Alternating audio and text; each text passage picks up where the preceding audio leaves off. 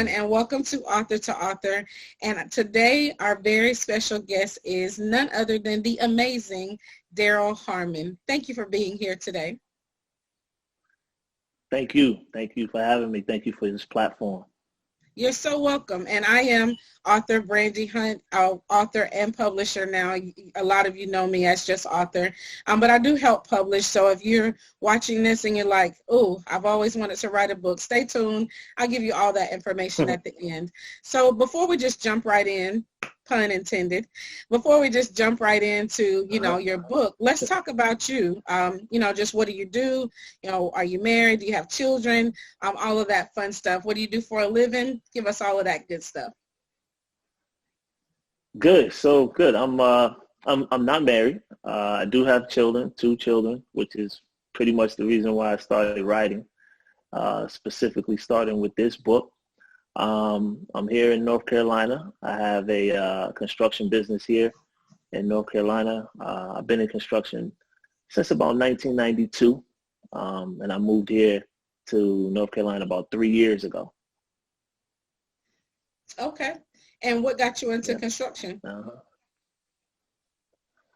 My mom, she always encouraged me. I was always putting things together around the house. Whether it be TV stands or nightstands or whatever it was. And my brother didn't do it, I did it. And my mom always encouraged me. She said, you're so good with your hands, and you're so good with your hands.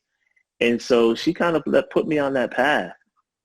And it's funny, her and I, we were talking the other day, and I had to confess something to her. One of the first books my mom actually bought me was entitled More Than a Carpenter. And I told her, I said, Mom, I never read that book. Oh, wow. But I always believed it. I believed the title. I believed that, and it stuck in my head. It really did. It stuck in my head whenever I did something extra outside of my business, outside of my trade. I always thought that I was more than a carpenter, which is, how we got to this book right here. Gotcha. So don't take us all the way to the end yet, because I see you trying to run down the street real quick. So come on back, and we're going to talk about, so after you started your construction company, and then all of a sudden you wanted to write a book. Is that how that happened? No, not really. Being a dad, being a dad, being a parent. It gets a little, every age, it gets a little bit more challenging. And so I just had to find a way to be able to reach my kids. My son is about to be 16. My daughter is 14. She just turned 14. And talking to other parents that have already seen the teen years, they say, Darryl, don't worry about it. Don't worry about it. They'll come back around. They'll get it. And so some of the things, in particular with these 2 subjects that I write about in the book, I didn't want to just leave it up to them getting it later on in life. I didn't want to just leave it up to that. So I thought better of it to write it down in a book and have it published. Now, obviously, we can see the cover, but you said these 2 subjects. So what subjects is it that you talk about in your book? I talk about credit, and then I talk about one of the underlying issues when you have credit is cash flow. So I talk about credit and cash flow. That's what the book is about. Very, very important. I wish that I would have known that at 14 and 15 years old. So your children may not know now, what kind of gem that they have in their father and this book. So they actually have you as a resource. We just get the book, but they actually have you as a resource, and I think that's phenomenal. Now, a lot of people write on subjects where they first struggled. We didn't talk about this, so I don't know. So I'm asking a genuine question. Was this your struggle, or did you just not want your children to see the struggle? Because it is a struggle, and I don't know about the Caucasian community, but in the Black community, this really isn't talked about until it's too late. And so was it a struggle in your family, and you went, you know what, I'm going to make sure that my kids don't go through what we had to go through. Talk to us a little bit about what made you want to write about these two subjects. Well, that's a great question. That's a great question. And it's a little bit of both. It's absolutely. I had struggled to answer the first part of your question. I've had struggles with credit, with cash flow, and I've seen the struggles in my own home. At the same time, I didn't really miss out on anything. I didn't really know until I learned about credit myself how much better it could be when I learned about cash flow. And, no shot at my family because technology and the information is a little bit better now. So, they just really didn't know. But yes, I did have some struggles with credit, and credit is so sensitive. So the main thing, I did have struggles, but I knew I still remained who I was. I knew who I was as an individual. So it didn't really get me down. It really just got me to learn it more, to learn it a little bit better. Absolutely. And so how long, or not how long, but, at what point did you pick up the pen and say, you know what, I'm writing about this. It is time. How long ago was that? Almost 2 years ago. Oh, not Almost long. 2 years ago. Yeah. Wait, how long did it take you to pick up, between the time you picked up the pen and the time you actually published? How long was that journey? About 18 months. That's not bad. Yeah, 18 months. Some people, start in 94 and they just published this year. Oh, wow. Hey, whatever your journey took, but that's, from sometimes people will pick up the pen 2 years ago and they're like, yeah, I don't know, I'm not ready, so right. 18 months, that's not bad. And that's good. Writing and publishing. So, and then of course we know publishing takes time. It's not something that happens overnight. So for 18 months, that's really good. So how did you feel, when you finished?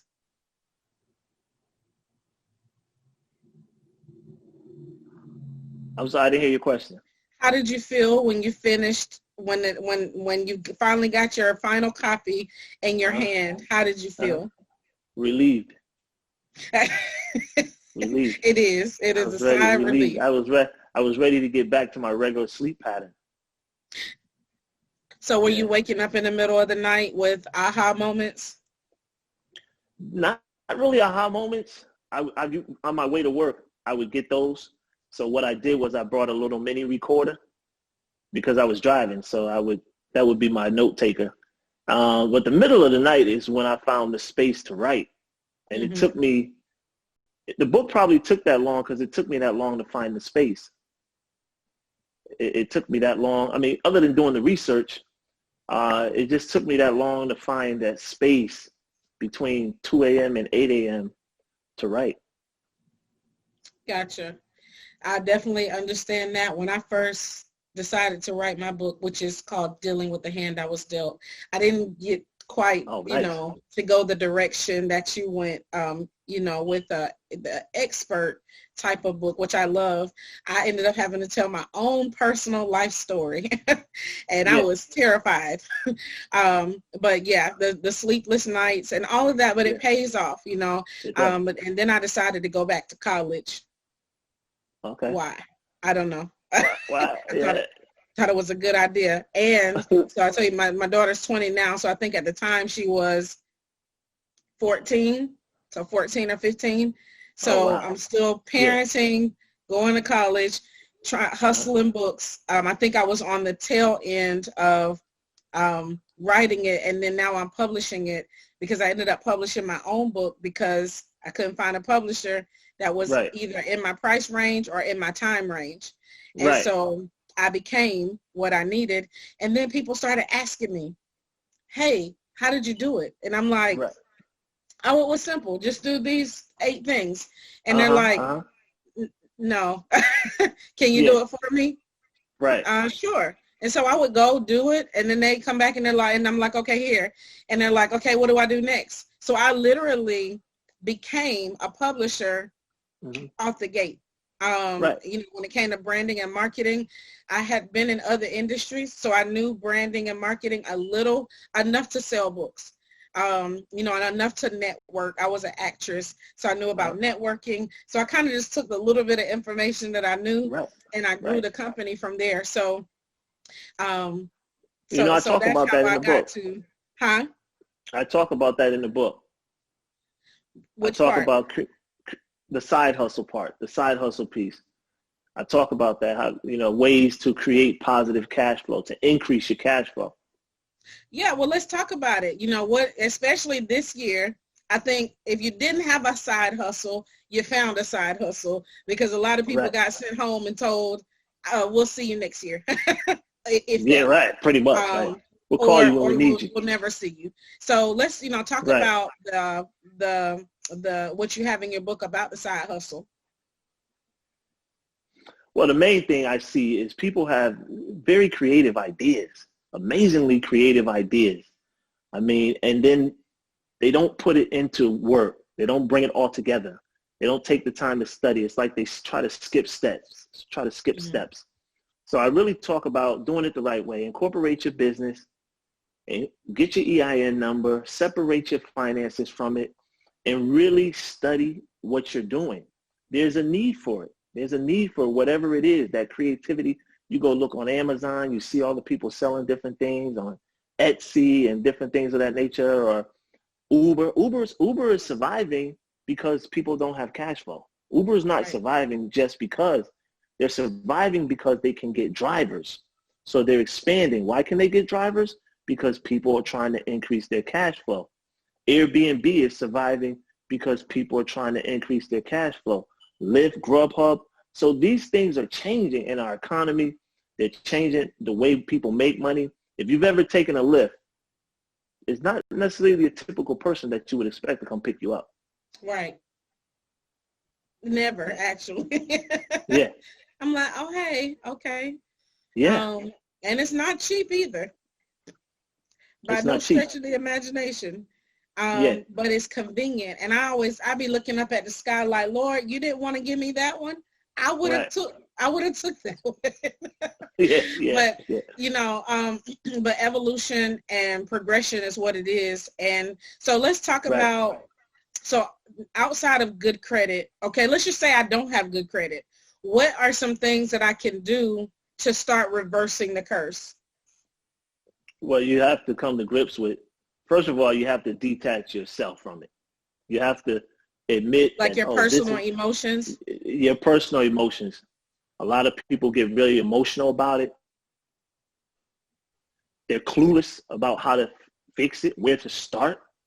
They never seen it happening in their own life because their parents were kept it kind of private. They didn't even know credit was being used. Maybe to finance, to keep the lights on. They didn't know. You have to detach yourself emotionally from it. If you got this book, then you'll be fine from there. At the same time, if you don't get the book, then just look at your credit report. Look at it. Communicate with the creditors. That's a lot of things people don't do. They go with the myth that, oh, it'll just come off in 7 years or whatever. Who has 7 years to waste? Right. Okay? So get into it. Find out what it is. Look at your bank statement. Find out where your money is going. Find out where your money is going. Chances are you can save a lot of money to put on that bill to make it go away faster. Okay, there's some other little book. Not actually, I shouldn't say other little things. There's actually a lot that I include in there. Other ways if you do have challenged credit. If you've lost a vehicle, if you've lost a home, student loans, collections, medical. I put all that stuff in there to show you how to go about getting in touch with them and getting those things removed, or at least corrected if they're reporting errors on your credit. Sometimes they're just reporting errors. You really have to look at it. But a lot of people don't want to look at it. That's the part. Is this a service you provide? I do not. And it's so far. I'll say this: even if you go to somebody to get it done, you at least need to know what they're talking about. You should have an understanding of what you want them to do and what they're going to do. So even if you go somewhere to have someone do it for you, I talk about that. I do talk about in the book, if you're going to hire somebody, what to look for. You should have some idea of what they did. I mean, you can't go to a mechanic and you go get an oil change, and he goes and starts taking your rear tire off. Right. You should know that he should go under the hood to change the oil. You know what I mean? Right. Right. So you should know that. You absolutely should know that. Yeah.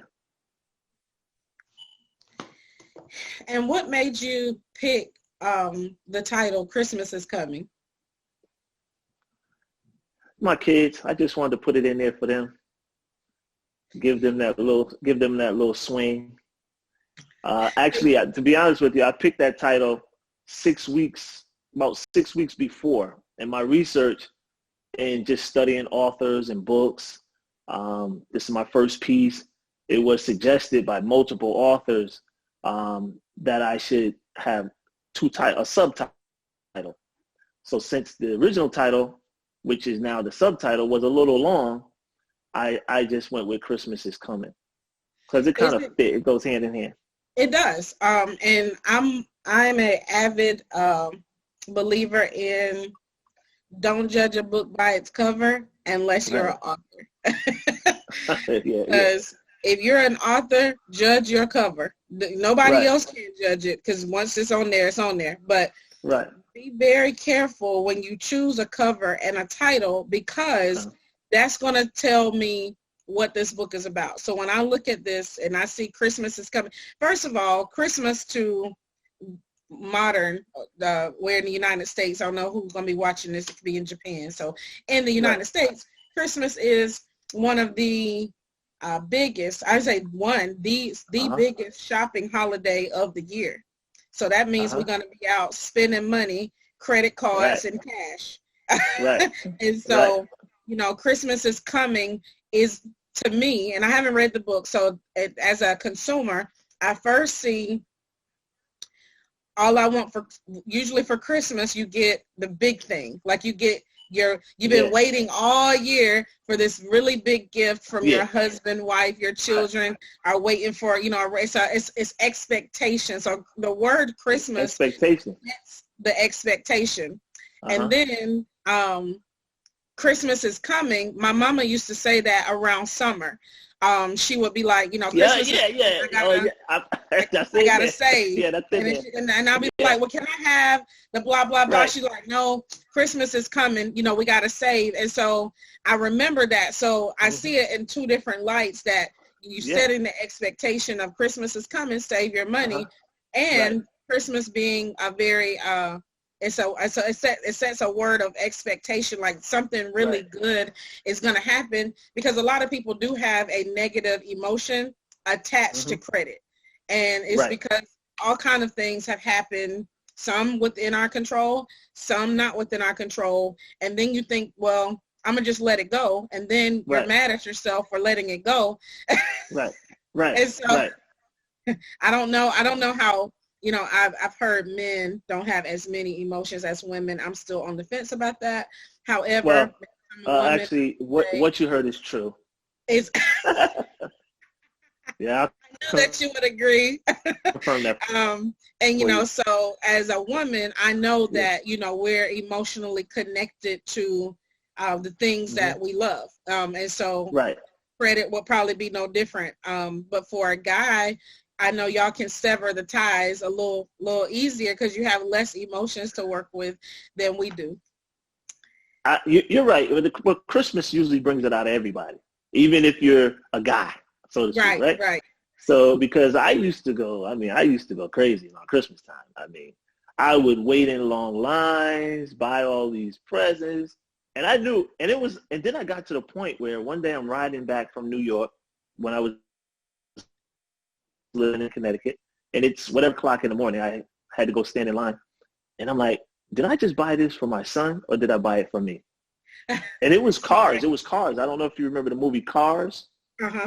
When that came out, he was about maybe 3 or 4 years old, and I wanted him to have all the cars, like the whole collection.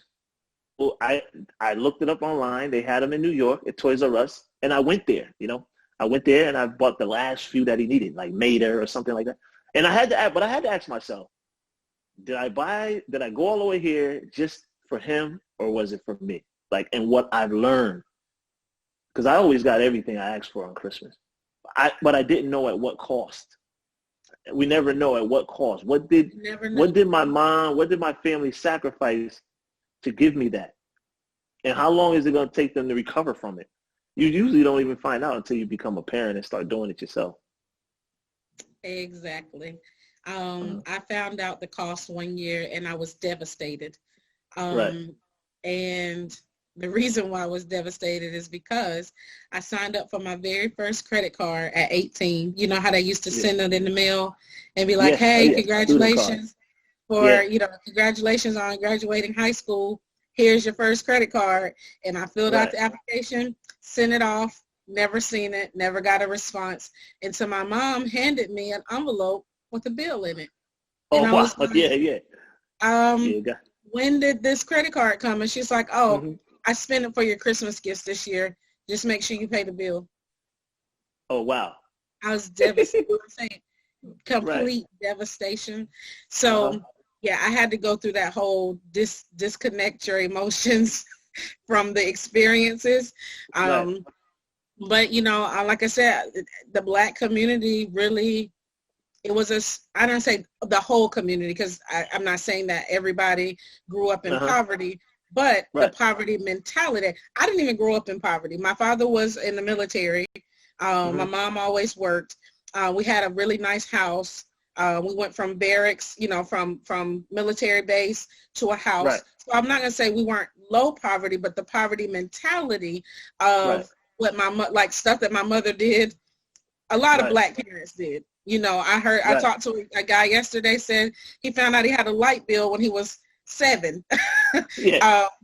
Just stuff that we did to survival, I guess is what it was. And now we're playing cleanup for something that happened, years ago, not after the 7 years, but just, the whole mentality of, well, if I can't see it, I won't worry about it.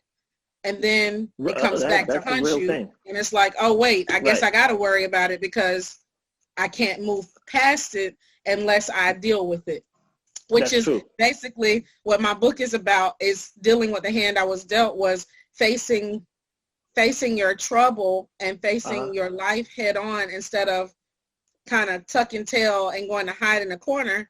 You got to face it. You don't get another one. If I turn this hand in, then I'm done. My life is over. I can't sweep it under the rug. I have to expose it in order to deal with it. And I'll be getting my copy. Christmas is coming. All I want for Christmas is good credit and positive cash flow. Now, where does positive cash flow start? Is that just working? Is that just having money coming in? Well, we've been hearing a lot during this pandemic, underlining issue. That's what we've been hearing, right? Right. And unfortunately, they tie it to us. But anyway, the underlining issue with credit, a lot of times, whether it's good or bad, regardless of what income bracket you're in, which is the thing about this stuff, it's not really just isolated to one ethnic group or one age group or one income as far as classes, one culture. Everybody gets affected by credit. It is what it is. This is why when I look at it and I do the research about it, there's no need to get uptight. It's happening to everybody. Even though that neighbor has that Mercedes, that doesn't mean they have good credit. That doesn't mean that. So don't get all upset about it. So cash flow ties in because it's the underlying issue. Usually when you run out of cash, you start using your credit. So actually you've run out of money. You may not know it.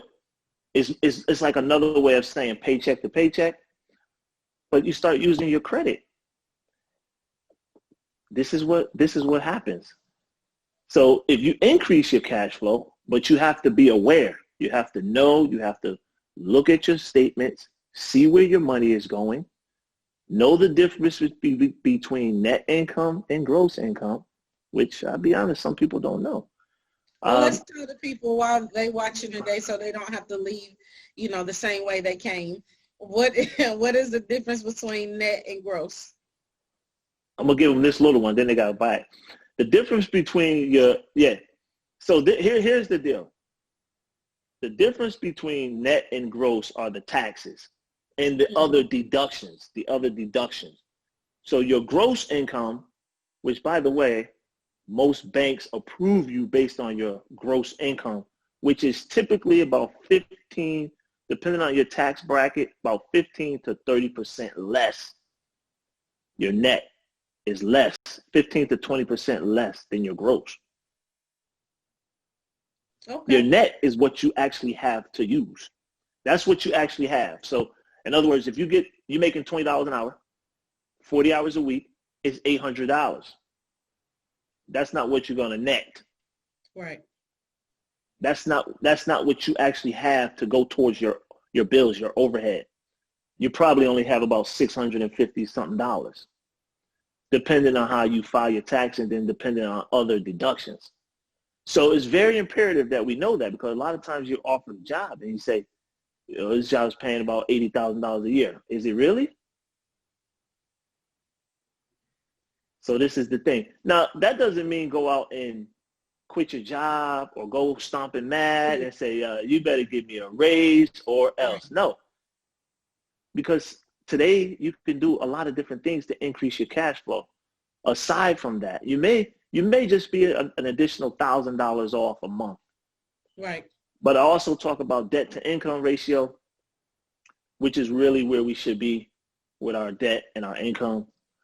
But it's all in the book. It's very easy to read, and it's a lot of fun. I think your reader, your audience, it's a lot of fun. It's simple because obviously I had to make it for my kids first for them to read it. Although I don't think they'll read it until they're about 21, 22.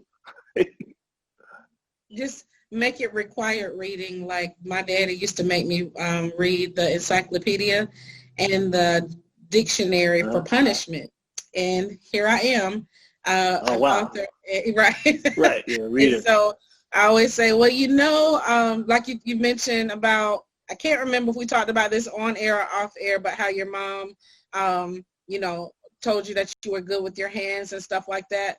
And then look at you now, you're a carpenter. So, I guess our parents, they put little seeds in it. So this will be the same, give them a seed every once in a while. And then at some point, it's going to return to you. Yeah, she really did. Yeah. Yeah. Well, they both have the book. I talk about it. They've seen me go through it. They see how I get down. So I'm sure they see it. It's just a matter of how much they're going to remember. So right. I didn't want to leave that up to chance. So that's why I wrote the book. Yeah, I think I'm going to write my daughter a book just about womanhood, period. Like just all the things that I never knew. Oh, that's great. Just about adulting, not even being a woman, but just adulting. Yeah. And I'm trying to get it to her before she turns 21. Because I feel like by the time what is that going to be like a? That's going to be like a series. I don't know if you could wrap that up in one read. That's probably going to be like a series of books. Yeah. Right. It has to be, but all the dumb things that I did, you don't do. Don't do these things and you'll be okay. Yeah. I'm working on a manuscript like that right now. Really? Yeah. It's for your children or for younger men? Specifically for younger men, obviously my son in general, but I know it'll help a lot of young folk. Right. Men, boys. I just need to help. I need to help the young women, coming up. Yeah. This is a different generation like we talked about before. It's a little different generation. So I need to, compact some of my life experiences to where they can understand it. My other book is to older women, and our experiences. So trying to compact, just something small to give her, and to share, some of the stuff that I probably couldn't have told her when she was 13 and 14 years old, but I can tell her now that she'll understand. Well, this has been awesome. I won't hold you long. So I promise you I wouldn't hold you long, but, while we're landing the plane, if somebody's watching and like, what, this is really good. I think I want to take the leap and write a book. What advice would you give them? Just start doing it. just start doing it. Like, get creative. Like I say, I drive in the morning probably anywhere from 30 minutes to an hour. And so I bought myself a small recorder from Walmart. I don't know why I said Walmart. I should have just said a store. I might have to start. We'll give Walmart a plug today. Yeah, yeah. But anyway, I bought a little small recorder, and I just started finding ways to jot things down. I would actually speak to the recorder, different things that came through my head, and find your space. Find where and when is a good time for you to write. It's just the weirdest times to find a place to write. Like I said, my time was between 2 a.m. and 8 a.m. and then I'll be leaving the house at 9 a.m. But that was my place. That was where I would sit there and get me a cup of water and put on Tasha Cobb. She has a nice concert. It's like an hour and 20 minutes. Yes. It's perfect. It's like a concert on YouTube. And I put that on and I'm in my zone and it's good for me. That's what worked for me. The other thing is do your research. Do your research. Even get with someone like yourself. I mean, I've seen the things that you can do for writers. Get with someone that has written a book already that is willing to help you and encourage you throughout the process. And find out that for me, I had a why. I had a why. I had a reason. And so it was my kids. And so that was good. So get yourself a why. Why are you writing it? And just do it. At the end of the day, just do it. It don't matter how long it takes you. It took me 18 months. You say that's short. I'm like, wow, that took a long time. No, like there's people that I've talked to, literally, she said, I started in 1998 and I finished last week. And so, wow. Everybody's journey is different. I love that. Like I literally just did a manuscript development class last week.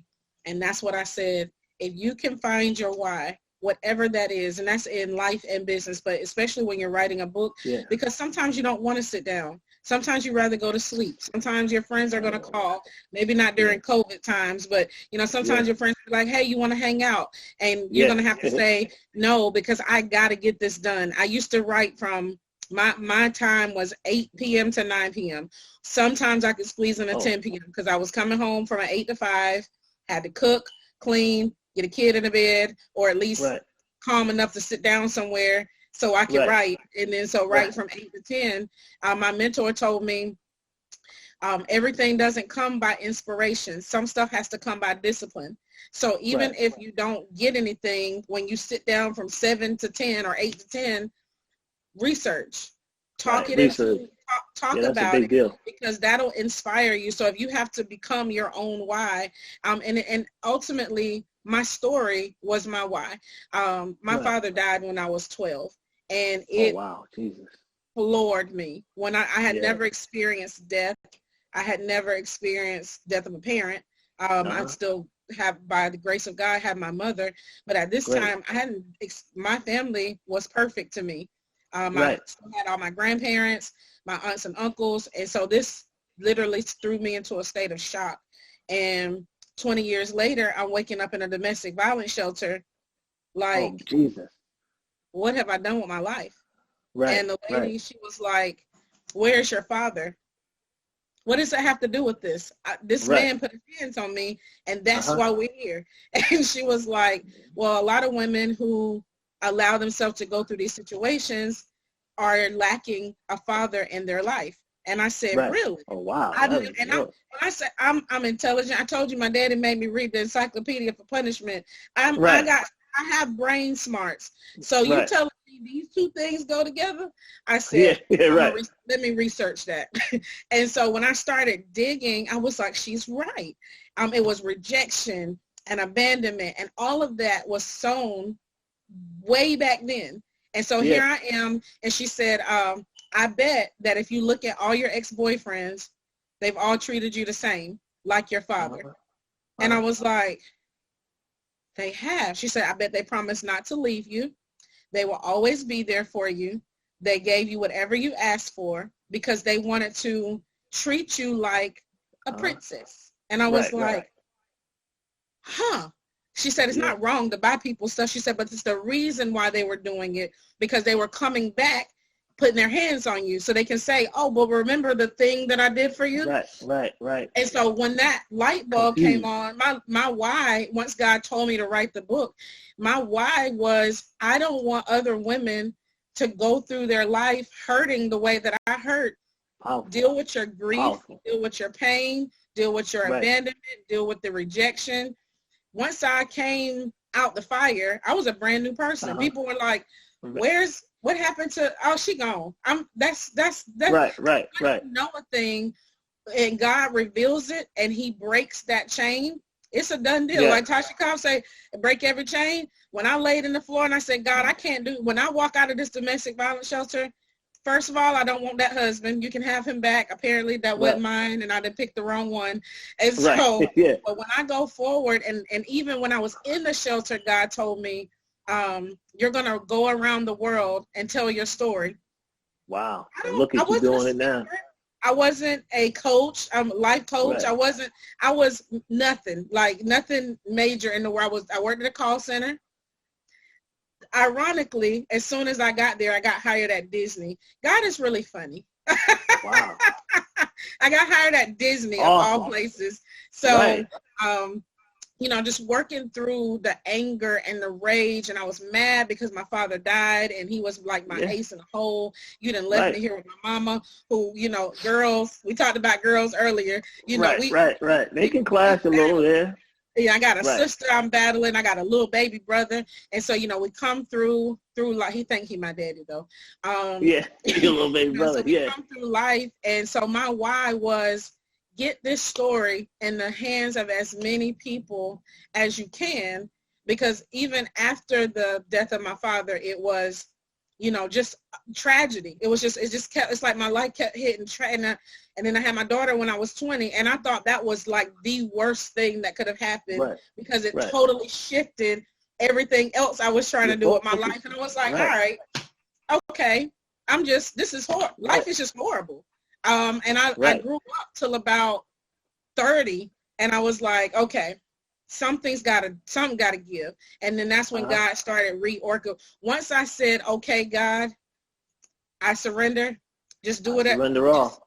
Just help me stop hurting. Whatever whatever I need to be to get out of pain. And I'm not talking about disappointing situations. I'm talking about like literally going through stuff that make you really sick, like just issues that just keep coming up. And so that was my why, was I gotta get my story out, not just to my own horn, but to show people that God is really a redeemer. He will redeem the time. You know, and the other thing with that, not to cut you off, the other thing with that is there's healing in the pen. When you're writing, don't be surprised if some tears fall on that paper and you just don't even know where it came from. Absolutely. But it's coming from, that's that healing. And as you're healing internally yourself, the reader is going to feel that energy. They're going to feel that energy coming off that paper, and it's getting them. Or if you go into audio, I'm working on the audio for my grandmother. My grandmother's 94, and I want her to know what's here. But I know I'm pretty sure she's not going to read the book. So we're going to get her the audio version. But there's healing in there. And you need to go through that process. Because what we find as a parent, I find that some things were not explained. And kids are just wandering, and it wasn't explained to them. Right. So I try to explain everything to my kids, what they see, I'm as honest as I possibly can with them.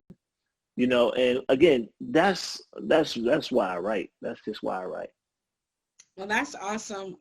And another point that you're spot on, and I tell people that all the time, that a lot of people get stuck, especially when they are telling their own personal story or pieces of their personal story. It's like they get stuck in the emotional part of it. And I have to tell them what you said about, you know, you have to disconnect yourself, because if you get to the part that hurts the worst, we usually draw back from pain. I don't care what kind of pain it is. I do anyway. So we draw back from pain. Right.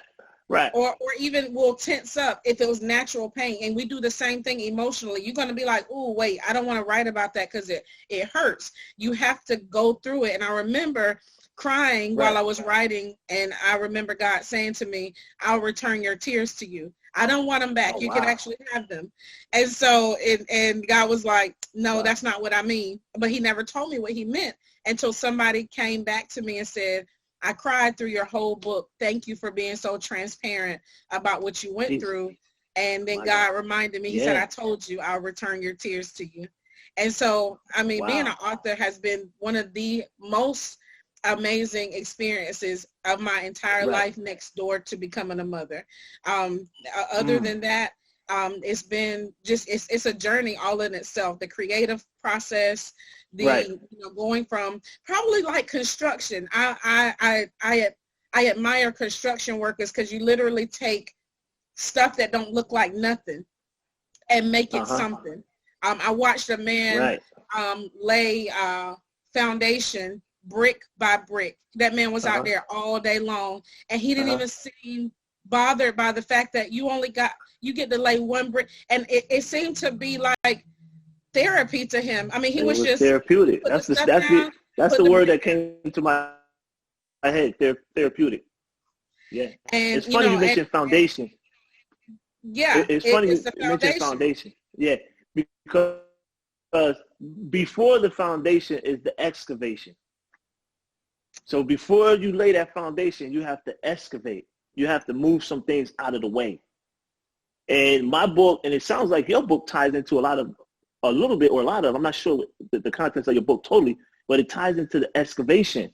And a lot of us with credit, depending on the history and what was passed down to you, you have to excavate some things out of the way so you can move forward in a positive way. So you want to start preaching when it's time to be done? Is that what you're telling me? No. I'm just saying that. That's how you're going to leave the people? You're going to leave them with, you're going to drop the bomb that and be like, thank you for watching. I'm actually going to leave them with, go buy that book, keep living and keep learning. That's what I'm going to leave you with. But no, you do have to do that. You do have to do that, though. I love it. Excavate, definitely. I tell people we've been through some junk, and all of it ain't your fault, but it is your responsibility. It is your responsibility. You know that. It is. Yeah. It is. And so be responsible. Go get your copy of Christmas is Coming. All I Want for Christmas is good credit and positive cash flow. Where can people contact you? Obviously, I have your website up here, chargeittomyhead.com. But where can they find you, like on social media? And can they get a signed copy of the book? The signed copies are available through the website, as you just mentioned. Those are the signed copies. I send them out from there. My email is there. If anybody, I don't usually say this during my interviews, but if anybody has a question after they read the book or something needs to be further explained, then they're more than welcome to shoot me an email, and I'll do my best to try to explain it for you a little bit better, even though it's pretty well written. Social media, I only have my personal page. The book is also selling on Amazon. You can, my bio is on Amazon. Christmas is Coming is the title. And the e-version is also available on Amazon. Excellent. Well, I know I'm going to go get my copy. So again, if you want to publish. Appreciate that. I said I appreciate that. Yes, sir. I thank you for being here. It's very enlightening. And I didn't say it at the beginning, but I'll tell you now, I always tell men, thank you for coming on, because a lot of times all the women will come on, they want to talk to me all the time, but to have a man want to come on and sit and talk and chat means the world to me, because I know men don't really like talking all that much. So thank you for giving me your time and your energy. And then to have a Black man, the world doesn't really put you in a good light all the time. So thank you for even taking on this kind of expertise to go back and teach our people, how to get out of bondage and into freedom. And so if you want to publish a book and you're like, this sounded great and I'm ready, I do free consultations. It won't cost you anything. And then if you're an author and you want to do an interview, Doesn't cost you anything to do that either. The information should be wherever this video is, but if you don't see it, you can email me at publish, PUBLISH, the letter U00 at gmail.com. Do you have any last and final words before we go? Only one thing. Keep living and keep learning. I love it. All right. See you next time on Author to Author. Hang on for me before I let you go, okay? All right.